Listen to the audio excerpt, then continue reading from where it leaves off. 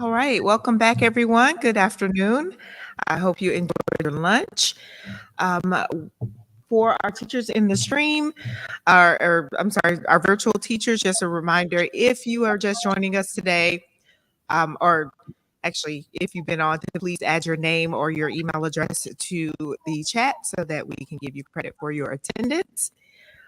And now we're going to just right into our presentation.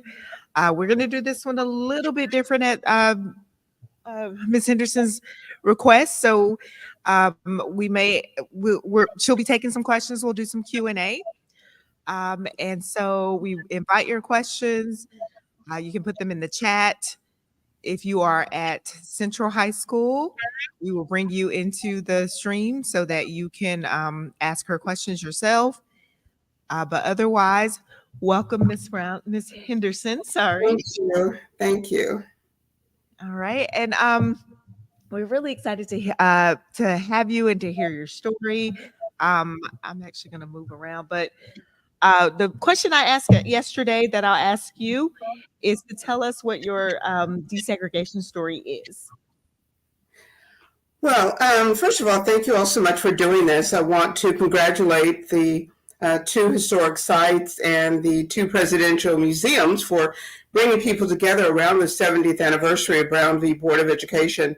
For all of us associated with this history, it has been an intense time, but in good ways, because it's an opportunity to have conversations that the Brown decision always seems to engender. So my desegregation story, before we do our facilitated Q&A, and I always ask for facilitated Q&A because I'm never quite sure what people want to know.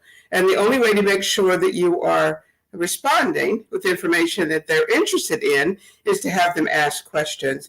So the Supreme Court decision of May 17, 1954, colloquially known as Brown v. Board of Education, the legal citation is Oliver L. Brown et al. Versus the Board of Education of Topeka, Kansas et al. And et al., as you probably now know, means and others. So we're talking about a few hundred people who were litigants in Brown v. Board. However, Oliver Brown, the technical name of the case, Oliver Brown was my late father. So my association with Brown v. Board is through the lens of family and being associated with it in that way. Again, that encapsulates why I'm here, and it encapsulates my desegregation story on the end of, the beginning of how the country started to address issues of racial segregation in public schools. And of course, Brown had an impact far beyond that, and racial segregation in other parts of society, which I do believe it resonates greater in other areas than in education. So I started school post Brown v. Board. So my experience was a bit different than my mother and father. My mother attended racially segregated schools in Topeka. Actually, she attended Monroe Elementary, which is now Brown v. Board National Historic Site, thanks to the Brown Foundation work on making that happen over a 14-year period. But we were determined to see it through. After my mom attended school there from first grade through eighth grade, then once married, and my mom and dad began their family. My sisters attended school at Monroe up until the fourth grade. And then once they became adults and married, my older sister Linda's children attended school at Monroe. And then in 1972, when I graduated with an elementary ed degree, I taught sixth grade at Monroe for 2 years, just before it closed as a public school. So we have a generational relationship with the building. And then, of course, ultimately in 1992, when President H.W. Bush signed the Brown v. Board National Historic Site Act, we had labored, as I indicated, for more than a decade to establish a national park in that building that would interpret the history of Brown v. Board. So we have multi-generational and multifaceted relationship with the Brown v. Board National Historic Site. I would entertain the first question. Whoever is I thought Joy Murphy was going to be facilitating the Q&A, but whomever is going to be doing that, I'm ready. I'm here. We are actually having some maybe some technical difficulties because we can't get Central High School into the stream. So I'm trying to figure out what's going on with that. But in the meantime, I'll ask some questions. Excuse me. So you mentioned you went to school post Brown, correct? Yes, I began kindergarten in the fall of 1955. Okay, so here in Topeka, did you find oftentimes we hear questions, we hear things like, or we it kind of sounds like Brown happened and then everything was great, right? Desegregation happened and everything was wonderful. Did you find when you entered school that that there was still some issues concerning desegregation, or was it a smooth entry for you? Was it okay for you, or was it a struggle for you as well? Kansas presented a unique set of circumstances among the 5 cases in Brown v. Board, because as you know, Brown is a collection of class action cases from Delaware, Kansas, South Carolina, Virginia, and Washington, D.C. So Kansas was unique among the cases in that Kansas had been a free state in terms of how we entered the Union and always had some level of integration. So our neighborhoods were racially integrated. Some of our workplaces were racially integrated. Some of our houses of worship, churches were racially integrated. We lived in an integrated neighborhood. So we weren't looking at the overt sort of racism and biases that were experienced in the companion cases. So we're all well aware that the cases from Virginia in particular, or the case from Virginia in particular, experienced a great deal of pushback and difficulty in integrating the schools. Kansas, when Earl Warren announced the court's decision on May 17, 1954, at 12:52 p.m., a few months later, in September of 1954, schools in Topeka opened their doors to all children. Now, some of the schools didn't immediately integrate. Washington Elementary School, I believe, remained segregated for at least the remainder of that first school year, maybe a little bit beyond that. So parents that wanted to keep their children in Washington school. So the other unique thing about Kansas and about Topeka is that the 4 African-American schools in Topeka, Buchanan, McKinley, Washington, and Monroe, were considered the pillars of the community. They were stellar facilities. The teachers in those buildings were revered. They held advanced degrees more so than their white counterparts. Their children in Topeka rode buses to school. So we weren't talking about the same issues as the companion cases, where in South Carolina there was an issue with transportation, with children having to walk to school 7 miles one way, which is unfathomable. And you think about Delaware, where it was a matter of children being bused away from schools that would have been easily accessible had they been integrated. And then Washington, D.C., where Gardner Bishop, the local barber in the community and head of a parent association, attempted to enroll children in the brand new white-only school with empty classrooms because they did not have enough children to fill the building. Yet African-American children were attending school in shifts because the school was so overcrowded. So it's a long answer to your question that in the fall of 1954 and beyond, no, we did not face a sort of pushback.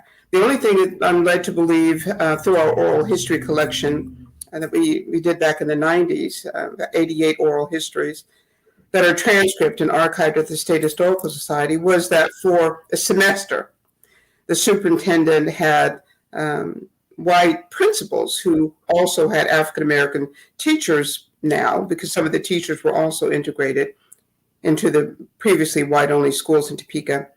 They were to call the parents of every white child at that grade level of the African-American teacher to consent, if you will, from their parents. And it was discovered that it was not necessary because no one said no or refused to allow their children to be educated by an African American teacher. So it was a very soft transition in the city of Topeka, and we did not face the kind of vitriol that they did in the companion cases. Okay, that's actually really great to hear, because what I've always been told and kind of heard is that when desegregation happened, it always meant Black kids going to white schools, and it kind of meant Black kids being taught by white teachers, but never the other way around. So it's interesting to hear that in Topeka. Well, yeah, but let me also qualify that in that we lived in the neighborhoods where the schools, the segregated white schools were. So the issue was exactly that we lived in the neighborhood where these schools were, could not access these schools because of the policy of segregated elementary schools in Topeka. So African American children then were assigned to one of the 4 African American schools. Most of them were not in our neighborhood, so then that meant being bused to a school outside of your neighborhood. But we already lived in the communities where Parkdale and Sumner and Quincy and Quinton Heights and Randolph and Gage, and I won't name all of them, where all of the white schools that were involved in Brown v. Board were located. So Brown v. Board Topeka involved the 4 African American schools that I mentioned, and 8 of the 18 white schools were part of Brown v. Board, because these were the schools that the 13 parents in Brown v. Board attempted to enroll their children in the fall of 1950. So it wasn't such a stretch. The odd thing for our parents was always, and when the school bell rang in the morning, African American children went one way and their white neighbors' children went another way. So it was a softer transition because we were already living together. There was already some sense of relationship, and it did make it a lot easier than places where racial segregation was so overt, like in the companion cases. Okay. I'm going to pause this just for a moment. I heard from Clinton, and they are in, but they missed the first part, like the first 5 minutes of this. And so they want to circle back and kind of get who you are and your bio, and well, maybe not your bio, but just that who Cheryl Brown Henderson is and how you are related to the Brown v. Board case. And then also let me just say for the people at Clinton that we are doing this as a Q&A type session because Mrs. Henderson would like to know what you want to know. And so after she does that, then the floor is open if you guys have questions. Okay, I see everybody. Hello, everybody from Central High School, and welcome. We're happy to have you here, and it's good to see you. I thank you for having that video. My name is Cheryl Brown Henderson, and you recognize the Brown in my name in that the legal citation of the case that we're commemorating today is Oliver L. Brown et al. Versus the Board of Education of Topeka, Kansas et al. Meaning and others. Because by now I hope you've learned that there were several hundred plaintiffs in the Brown decision once the court combined the cases. So Oliver Brown was my father. So I am the youngest of the 3 children of Oliver and Leola Brown. My father died in 1961. He's been gone a very long time, but my association with the case is the child of the namesake, which means it's sort of a unique position to be in because I look at Brown v. Board through the lens of family, and I look at Brown through that lens knowing the responsibility that means, and I take it seriously and always welcome opportunities to dialogue with students and others. Q&As are always the best way because I get to answer questions that you may have. So I'm giving a very brief bio of why I'm here and what I represent in terms of the programs that you're having today. We went on to talk about in the aftermath of Brown, because I began kindergarten that following year, how Kansas was unique in that it was a free state, and therefore there was always some level of integration around Kansas. I also spoke to the point that the Monroe Elementary School, which is now Brown v. Board of Education National Historical Park, was an elementary school that my mother attended from first grade through eighth grade. And then my sisters, Linda and Terry, also attended up until fourth grade. And then my sister Linda's children attended Monroe. And then to close that generational relationship, I taught school there, taught sixth grade at Monroe from 1972 to 1974 for 2 years, 75 school year, before it closed. So we have a long-time relationship. And then in the early 90s, actually 1990, we began to campaign through the Brown Foundation, which is the organization that I chair and helped establish. We worked with U.S. Congress and the Department of the Interior and the National Park Service to establish a Brown v. Board National Historic Site in that building. It's a 14-year journey, but we were determined to make this happen. And then once we opened, shortly thereafter, the Little Rock National Historic Site came online. So we're so pleased to see that all of these stories are being preserved. And Brown v. Board now represents all 5 of the cases. That the management of the Topeka site also is helping to establish and set up visitor centers and places for interpretation of the companion cases in Brown from Delaware, Virginia, South Carolina, Washington, D.C. I hope I haven't left anything out. So long story short, I hope that brings you up. So we were just talking about the aftermath of Brown and how Topeka handled the doors opening to formerly white schools that are now open to all children after May 17th, 1954. All right. Thank you so much. We do have questions online, but I'm going to let Clinton go first, and then we will get to the online questions. All right, Joy, can you hear me? Yes. Awesome.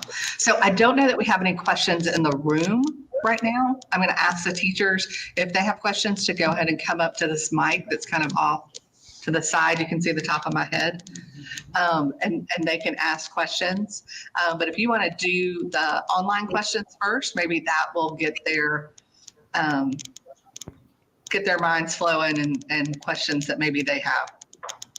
Okay, well, then we'll start with a question from James Williams.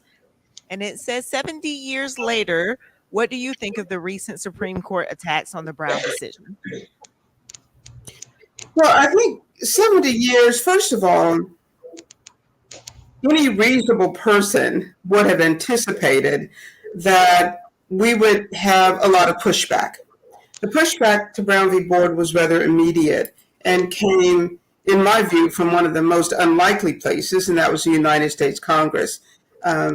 3 years into Brown v. Board, after strategizing over that period of time, nearly 100 elected officials in Congress came together and wrote a document that we now know as the Southern Manifesto, that basically said that they believed the Supreme Court had engaged in judicial overreach, and they were seeking ways to circumvent compliance and encouraging Southern school districts who were planning not to comply to do just that, with the assurance that at least that delegation of Southern congressional representatives in the House and the Senate would support their decision not to comply with Brown. That sentiment has not changed. So you have to understand that the people with segregationist leanings are still walking among us. And I know back in 2014, when the Supreme Court ruled against, I think it was a school district in Seattle, there were two cases that had come before the court. One had engaged in its own remedy for desegregating the schools in the community, yet it was denied a opportunity to move forward with that plan. And it wasn't court ordered. It was something that they, as a school district, had made a decision they would do on their own. So I think we will continue to struggle with this. We are not where we would have hoped to be in terms of having children experience being educated together, learning about one another's experiences. And sadly, there's a move afoot to even remove opportunities to learn about that chapter in our history, about the Civil Rights Movement, about the enslavement of African Americans and their accomplishment in helping to build this nation. and so many things are topsy-turvy. It concerns me because I think if young people are not permitted to really know the full and complete history of this country, to know about the struggles of indigenous folks and how they were pushed off of their land, to know about people of color, African Americans in particular, being brought here for the purpose of free labor and the brutality and violence that went into slavery, not know about Jim Crow, not know about what happened after Reconstruction.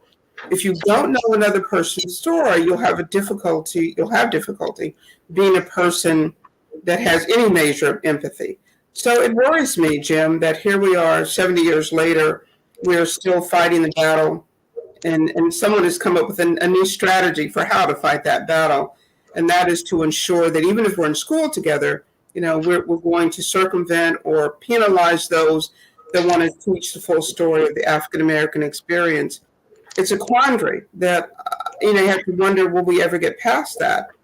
I also understand in Louisiana, there had been a move by white parents wanting to secede from New Orleans so that they could have an all-white school district. So, it's a head scratcher. But at the end of the day, this is all about education, and we can't lose sight of that. And teachers, we have to educate the children that show up. And first and foremost, we stick with the purpose of what schools are for. Education is the cornerstone of our democracy. So we've got to let the policymakers and the politicians battle it out, have the scrimmages over, issues of resegregation or what happens or resources available. But educators in the classrooms, their jobs don't change. And that's teaching the children that are there, whoever shows up. We have a question in our room. So, how do you retain hope when 70 years later we're still fighting the same fight? How do you keep going? Well, to me, it's not a fight. We're talking about education, and I don't believe that teachers, the people that are charged with doing the frontline work, if you will, the frontline workers in education are our classroom teachers. Their jobs have not changed. So while we are viewing, hearing, reading about what policymakers and politicians are engaging in, the teachers' jobs are the same. So if I'm in a school predominated by children that look like me, I still expect a world-class education, because the job of that classroom teacher is the same in the 1950s as it is today. So, I don't think we should get hung up on the inability to change hearts and minds, because this is what it is, and be more focused on making certain that the level playing field is possible, because children are being educated where we find them, regardless of whether it's a diverse classroom or a single ethnic group and race classroom. It shouldn't matter. So, I think we're asking the wrong questions sometimes, because this is the question. What was the motivation in the first place? Why were schools segregated? The answer to that question was to ensure disadvantage.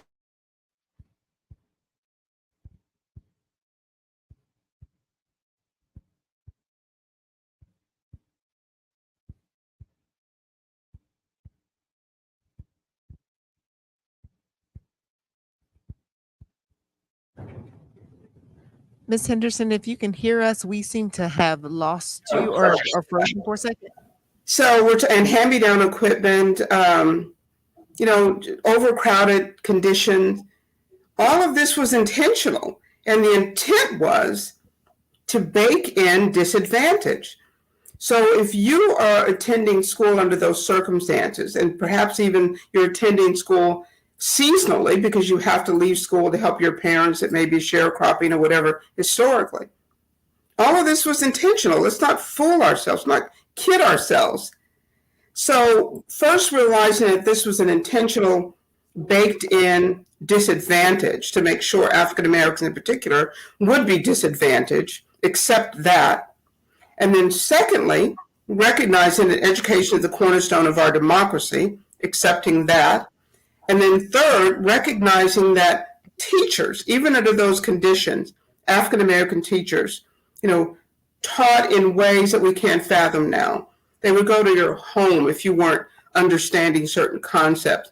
The African American children, even under those circumstances, were going to leave that school equipped to participate in the workforce, equipped to be participating in our voting processes, to be active citizens. It was hard work, but that hasn't changed. So I don't want us to get derailed by worrying about what segregationists and far right-leaning policymakers are attempting to do, and instead focus on accountability and helping our teachers do their very best to educate the children they have. Okay, I want to make sure you can still hear me. We hit some internet issues here. I can. Were you asking if I could still see? Yes, see and hear. I can still Okay. see the folks in Arkansas, I believe that is, or wherever. Yes. Okay. I am going to follow up what you were saying with a question kind of along those lines. I asked this question of one of our speakers yesterday, but we see some of the ways some of the school districts are trying to maintain racial balance and not have schools go back to being segregated is by implementing magnet programs at different schools across a county or a city, and also redistribution of a property tax to make sure that each school is properly funded. And we have seen we're starting to see, or in my opinion, we're starting to see more people protest that redistribution of property taxes, especially, and also even these magnet programs being placed across the city from somewhere someone lives and having to be bused over there. And so they're fighting against that. So do you see that as something viable to continue, or do you see that resegregation is going to happen if they take away these magnet programs and that redistribution of property taxes or redistribution of wealth? Yeah, I think, first of all, resegregation is a misnomer because schools never appreciably desegregated, not in huge numbers. There have always been enclaves where students of color have been alone, in their schools, that there's not been a lot of diversity in those school buildings. So, no, I think we always have to look at the resources. Resources are what makes, especially now with all the technology, what assures that public education can be world-class. To make sure that the technology and the resources in terms of textbooks and, video conferencing and allowing children to connect with kids around the world, through technology. So we always want to make sure that the tax base is such that they had access to the resources to make that happen. In 2003 and 4, I believe it was, Kansas was engaged in a lawsuit attempting to equalize school funding. The idea was to create a pool of money so that the lower income rural and perhaps urban school districts that didn't have the same tax base as the suburban wealthier school districts would have access to those resources by creating a pool of funding so that the per pupil expenditure could be equalized. So there are ways to make that happen. The thing that frustrates me is that, yes, resources are the key, but I'm not convinced that if children, based on neighborhood schools, because magnet schools cannot take in everybody. So if my child is still in a school that is predominated by children of color, it should still be, as a parent, I should still expect that child to be getting that world-class education. that teachers are doing their best with the children that are there. So no, I will never discount the need to equalize funding. I'll never discount the opportunities for children to learn together. But I'm just saying, let's not put that on the back of our teachers, because their job is the same, and that's to educate all the little brown children sitting in front of them, if that is where they find themselves teaching. To educate all the little Asian children sitting in front of them, or all the little white children sitting in front of them. Their job is the same. But I would never discount the importance of equalizing the resources to make sure our children have access to what they need to level the playing field. All right. I don't see any questions online, so I'm going to circle back to Clinton. I see Kathleen walking up, so I'm hoping that means that there are questions. Joy, I'm going to ask you to give us a little grace. We just had lunch, and I think we're all kind of settling in to this, but I'm hoping that some folks will come up and ask questions. I'll ask a question. All right, here we go. First question. Feel free to introduce yourself. Good morning. My name, can you see us? My name is, Like this way. this way. My name is, I could see, there you go. My name is Stella Cameron, and I work here at Little Rock Central High School. I'm one of the librarians. Lori Curtis is my coworker. She helped set this program up for you. So we're excited to be here, and Ryan invited us from the National Park Service. He's a great partner of ours. My question or my thought is, how do you feel about African American Studies classes in the school? We've started that program at our school in the last couple of years, and if you watch the news, you've noticed that we're having a lot of pushback this year or last year because of the Arkansas Learns Act. Our students were supposed to not get credit for taking African American Studies class as an AP course.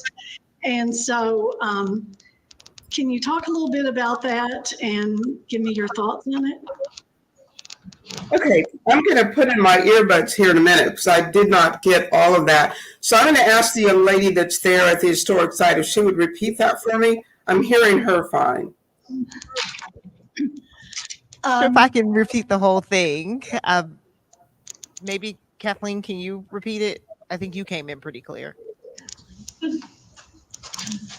Yeah, let me maybe put in my earbuds. Hold on. I'm putting in my earbuds. All right, Joy. I don't know why it is. Yeah, hold on a minute. Let me get them fired up here. Technology is never seamless. Okay. No matter how hard we try. Okay. No, you can. Okay, Kathleen, can you repeat that? I will do my best. So, different states have different policies, and there's a policy currently in place in Arkansas that is actively discouraging the teaching of African American history as a course. And we were wondering if you had any thoughts about that and kind of the current climate in education that maybe is discouraging teachers from, I hate to say having difficult conversations because the question is always difficult for who. But do you have any thoughts about our current climate and how it may be discouraging the teaching of Black history? Mm-hmm. No, you're 100% right. Let me say one thing, which will make you understand immediately. I live in Florida. So where I'm sitting right now is in the Villages, Florida. And I say that because in my view, Florida has been the most egregious in terms of attempting to sanitize the coursework of our children, denying AP African American history courses, making DEI illegal in our higher education institutions. They have gone to great lengths in this state to make certain children are only taught one view of this country, and that's frightening. Yes. On top of that, anytime you penalize your teachers, you jeopardize the profession. For example, people are leaving this state, especially higher education, because they don't want to work under those conditions. I mean, higher education is all about, having the difficult conversations, etc. It frightens me 100% because we'll have if this succeeds, we'll have a generation of young people that are not only not informed, but not necessarily capable of understanding the experiences of each other. It's very dangerous. I had a question from a young man in Indiana. I was giving a talk there. A young teacher came up with afterwards, young white man teaching social studies, and wanted to know, what does he do? Because he realized the students need to have this information. They need to be taught these subjects. My suggestion to him was to use the community he's in. So if I have an opportunity, if I'm invited in to share my story, it's my story as an African-American person. You cannot assert that it is something this teacher's done through the curriculum. I mean, it's so nonsensical that I'm not convinced, first of all, any of us have an answer. And secondly, I think it's crystal clear that in places like Florida and elsewhere where they're trying to penalize course teachers that teach African American history or talking about the indigenous experience in this country, that it looks a lot like Jim Crow, where people are trying to codify white supremacy, making sure that our students only learn, in their view, United States exceptionalism. And the way they interpret United States exceptionalism is all about what our white founding fathers and those that have come after them who look like them have done. But no mention, no understanding of how the diversity in this country is what has made it and still makes it what it is. I don't envy. It's an unenviable position to be in as an educator. All I can say is we have to stick to our guns. I encourage young people to go to school board meetings. School boards are the places where a lot of these plans are hatched. I'm not convinced that they would follow through with a lot of this if hundreds of school children, high school children, showed up at school board meeting to make their feelings known about how people are sabotaging their education. So I encourage young people to attend school board meetings. They have every right to attend those school board meetings. A lot of this power rests with them. They are the consumers. So there are ways to fight back. And I think that's what it's going to take. It's not going to stop. But people are going to have to really fight back in very overt ways to curb what we're now seeing. Because as you and I are talking right now, I'm certain that there are those strategizing for the next arrow, to be shot at the target of public education. Thank you. Thank you for that comment. Those are great suggestions. We appreciate it. Hey, Kathy, I got one. Okay. Well, I was just going to say something real quick. Okay. You mentioned that you're in Florida. Our Secretary of Education was recruited and brought in from Florida. I didn't want to say that. I can't. You can say it, I can't. Good afternoon, Ms. Henderson. Can you talk about your mom and dad? In talking about the story of Brown here at Little Rock Central High School National Historic Site, we always like to try to focus on the people behind the cases and the people who stood up and spoke out. Can you talk about your mom and your dad and maybe some things that we can share with those who we work with here on a more personal level about your mom and dad? Yeah, Brown v. Board Topeka, as you know, was a class action. And so there were 13 parents who were the litigants, and my father was one of those 13. But, and all of these were young couples, obviously, because we're talking about elementary age children. But my parents were not activists. They had been active in high school. My mom was the president of the Phyllis Wheatley Girls Reserve, which was kind of a leadership group of African American girls in high school. My dad was part of the Booker T Boys, which was just the converse to that, African American boys that were becoming leaders within the school. So they always had this sense of civic responsibility, even as teenagers. Both of them were very active in their churches. My mom's family had helped establish one of the churches, the Baptist churches in Topeka. And my father's family were generational members of an African Methodist Episcopal church here in Topeka. So faith and family had always been their cornerstone, and then civic engagement that came along with that once they became adults. So let me just start with this. From 1948 to 1950, the backstory of Brown v. Porter. McKinley Burnett, who was the president of the Topeka NAACP, saved all of his vacation days and literally attended every single school board meetings for 2 years, Topeka Public Schools. He would sign up for the public comment. Most of the time they would just run out of time intentionally, so they wouldn't hear what he had to say. They knew what he wanted. Kansas permitted but did not require racial segregation. So Mr. Burnett wanted to appeal to them to integrate the elementary schools, those 4 schools. A simple act. But after 2 years of getting nowhere, he cautioned them in the spring of 1950 that they'd had 2 years to prepare for what was coming. So when asked if he was issuing a threat, he said, take it for what you will. So in the summer of 1950, Mr. Burnett, together with Lucinda Todd, Charles Scott, John Scott, and Charles Bledsoe, the 3 attorneys for the NAACP, went around the community recruiting African-American parents with elementary-age children, getting them to sign on as plaintiffs. Some of them, of course, would not. So Charles Scott and my father had grown up together, gone to school together, and so Charles Scott, one of the attorneys for the NAACP, at the direction of McKinley Burnett, came to our home and asked if my parents would be willing to join the NAACP's effort.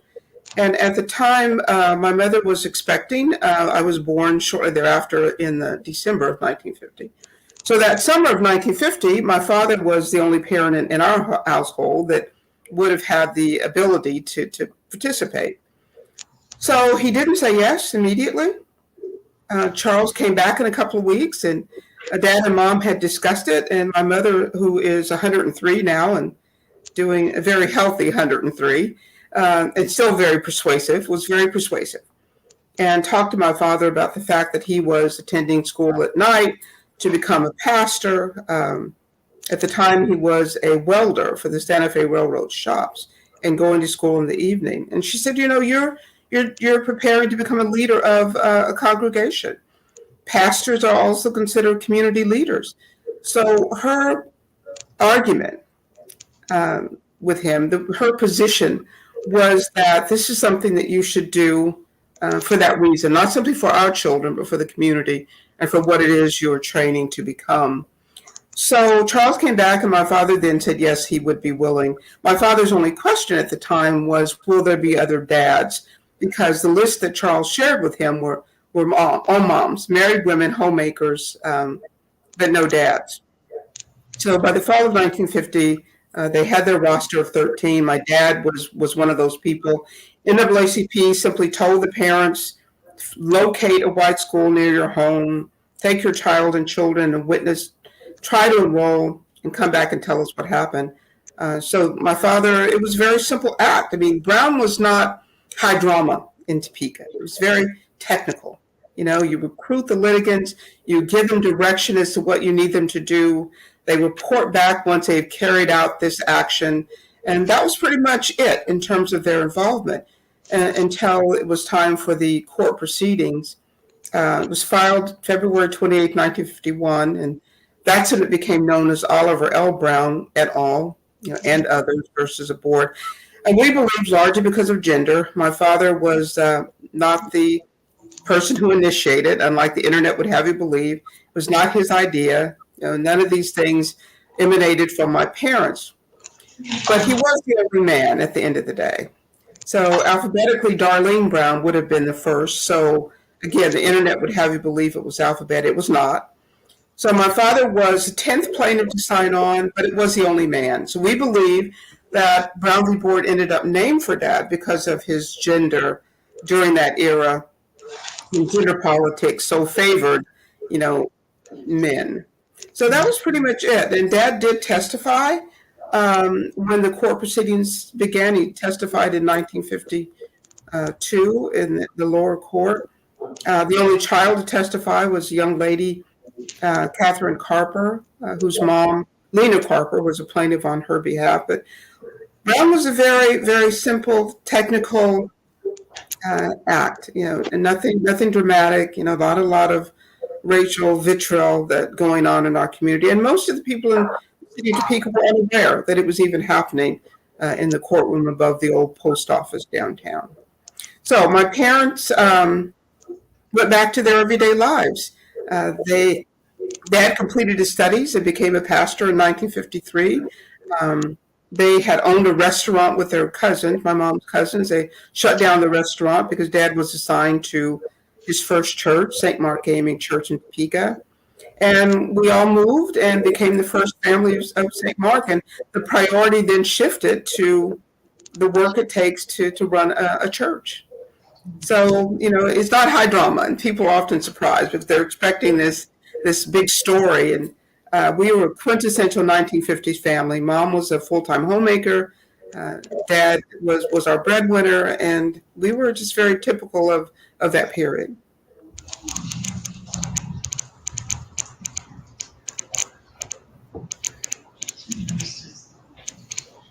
I do need to ask Joy if we are winding up. I see a serviceman that's going to be coming to my door in a moment. I don't know how long we've been on, so I don't want to shorten. I'm keeping an eye on the time. We have a little more than 10 minutes, if that's okay. Okay. I do want to follow up on what you were saying about your parents. And I wonder, did your dad or your mom have opinions about what was happening in Little Rock when it happened, and what were they? Yes, all the litigants did. As a matter of fact, we have several. The Brown Foundation, one of the things we do, in addition to our work to establish a national historic site, we develop resources. So we developed a traveling exhibit back in the early 90s. We developed curriculum. And in one of the curriculum kits, which is a DVD and a teacher's guide, we interviewed Lena Carper, one of the litigants. Vivian Scales was interviewed, and who else? Zelma Henderson is interviewed in the Park Service curriculum kit. But I say this because Lena Carper mentioned how watching television and seeing what was going on, in Little Rock and of course the civil rights movement later than that really pained her. She was concerned that perhaps thinking locally and simply wanting to make sure her daughter could go to school closer to home, had they inadvertently caused people to suffer in other parts of the country because of the pushback. So yes, my parents and the litigants were very observant of what was going on, and it did trouble them to see how young people were being treated, simply trying to implement the Supreme Court's decision in Brown v. Board of Education. So it was always a source of concern that perhaps this had engendered what they were seeing.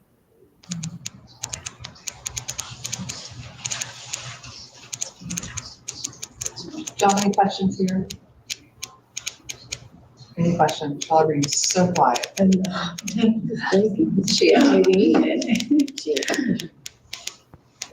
No, that's a no on questions. Do we have a question? I don't think we do. Yeah, let's make sure. Okay.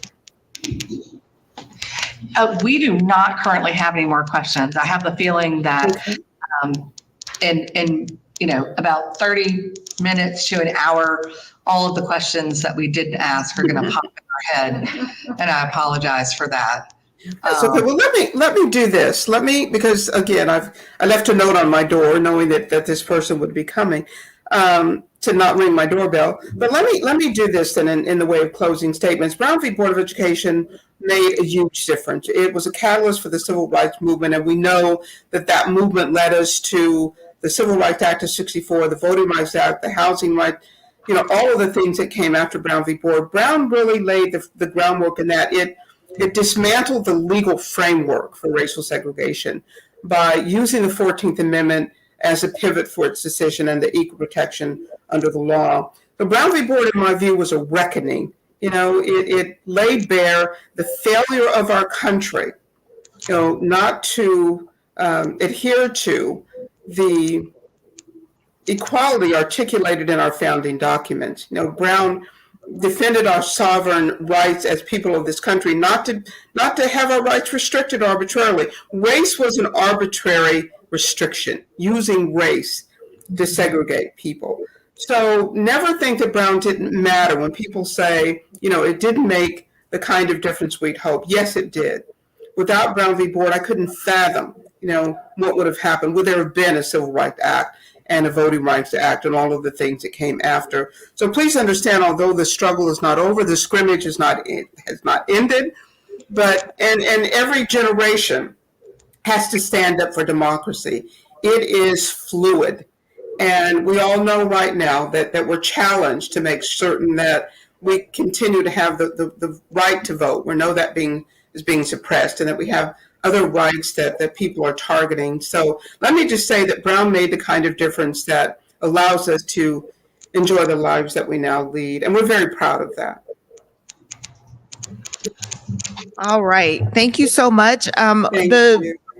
The stories that you were talking about that you all had that you all gathered is in this book, Recovering Untold Stories and Enduring Legacy of the Brown v. Board of Education Decision. Right. The book is a collection of essays by litigants in Brown and never before seen photos. You can read it online if you don't want to purchase a hard copy. We did it as an educational resource. Go to our website, brownvboard.org. There's also other curriculum available there as well as our traveling exhibit, which is just on its way back right now from Arizona. It still travels the country. So I'm going to have to run, and thank you all so very much. And I know there are things I probably left out and things that you probably wanted to know. But if you email me, I'm very good at emailing people back, or give me a call and we can continue this conversation. Thank you all so much. Thank you so much. And have a great day, Ms. Henderson. I guess you. Thank you. And to everyone who's watching us virtually or at Clinton, we are actually getting ready to take a nice long break. And we will be back this evening at 6:30. Oh, can you take her out? We will see you back here at 6:30 virtually. Or if you're in person at Clinton or Central High. And please be ready to log on at 6:25, 5 minutes ahead of time, so that we can start right on time. And we'll see you then. Have a great afternoon.